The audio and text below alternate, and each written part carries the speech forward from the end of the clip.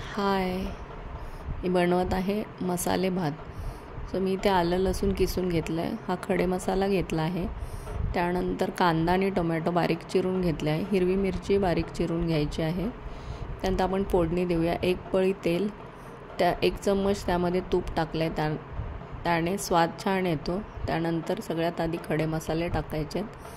त्यानंतर हिरवी मिरची, कढीपत्ता टाकून त्यामध्ये बारीक चिरलेला कांदा ॲड करायचा आहे. कांदा छान परतवून झाला की त्यामध्ये आपण आलं लसूण पेस्ट टाकायची आहे. आलं लसूण पेस्ट परतवून झाली की हा आहे घरचा पुदिना, एकदम फ्रेश, तो मी थोडासा टाकला आहे.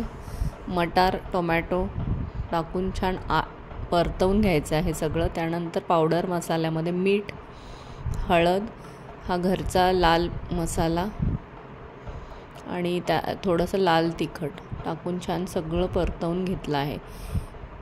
त्यानंतर त्यामध्ये आपण धुतलेले तांदूळ ॲड करायचे आहेत.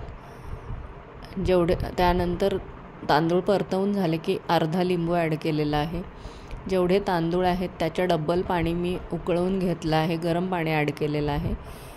त्यानंतर झाकण लावून 2 शिट्ट्या करून घ्यायच्या आहेत आणि वाफ गेली की तयार आहे आपला मटार घालून तयार केलेला मसाले भात. तुम्ही पाहू शकता किती छान कलर आलेला आहे. दाणेही मोकळे झालेत आणि एकदम सॉफ्ट झाला आहे, अजिबात ड्राय नाही. सो पाहू शकता मसाले भात.